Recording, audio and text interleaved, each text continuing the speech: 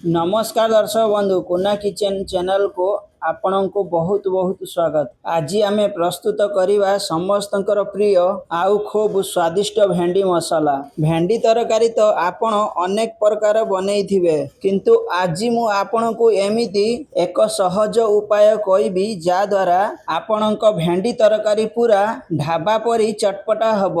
यहाको आपण भात हेउ बा रुटी सबुथिरे बहुत आनंद रे खाई परिबे। तेबे चलंतु डेरी न करी आरंभ करिबा आजिर यही स्वादिष्ट रेसिपी। आपण माने पूरा वीडियो देखंतु। आपण मानकु वीडियो भल लागिले गोटे लाइक कर देबे, चैनल को सब्सक्राइब कर देबे, बेल आइकन को ऑल रे प्रेस कर देबे। चलंतु आजिर रेसिपी वीडियो स्टार्ट करिबा।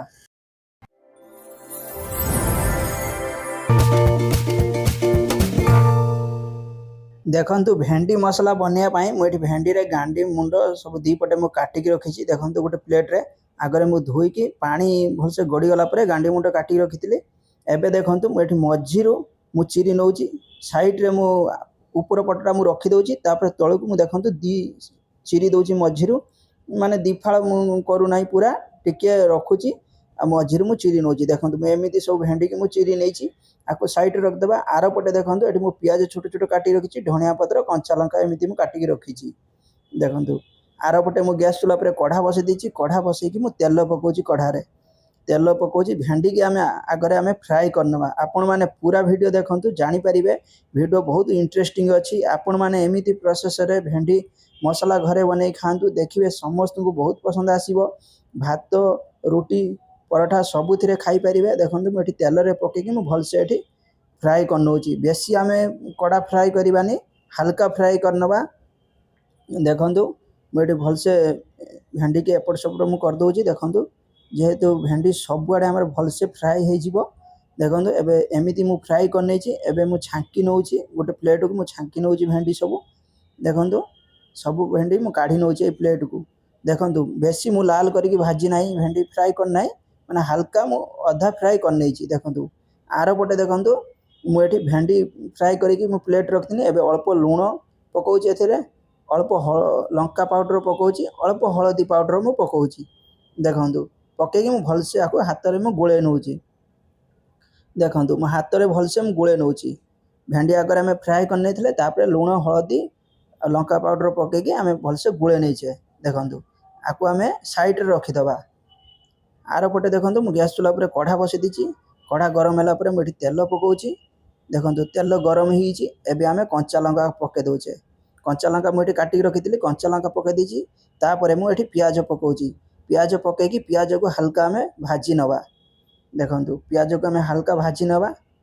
देखंतु प्याज हमें हल्का भाजी नेछे। एबे हमें एथिरे अदा रसुण अल्प पेस्ट पके दबा।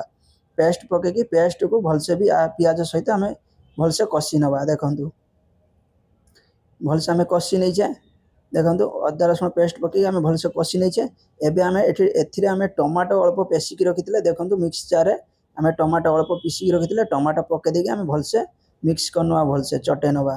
देखंतु टमाटो भलसे चटे नेछे। देखंतु भलसे मिक्स कर नेछे।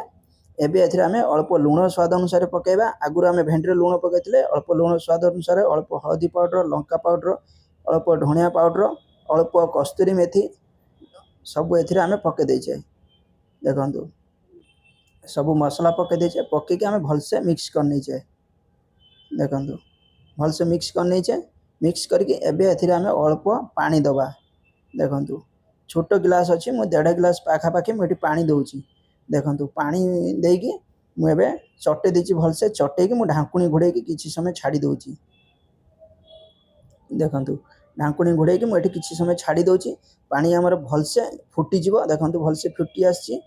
देखंतु भलसे फुटी आसी। एबे एथिरे हमें भेंडी फ्राई करके गोळे के रखितले, लूण हळदी लंका पाउडर गोळे के रखितले, एथिरे पके दोचे। पके की हमें भलसे मिक्स करनवा। देखंतु भलसे मिक्स करनोचे। मिक्स करके एठी हमें 5 मिनिट हमें छाडी दबा। ढांकुणी घोड़े की छाडी दबा, जा द्वारा पानी फुटी फुटी मरी जिवो। भेंडी भी जहाँ भी सिजिया पाई थिबो से सिजी जिवो। देखंतु तापर एठी देखंतु 5 मिनिट पर ढांकुणी खोली की देखौची। देखंतु आपण माने देखंतु केते सुंदर हमर भेंडी मसला तयारी हिची।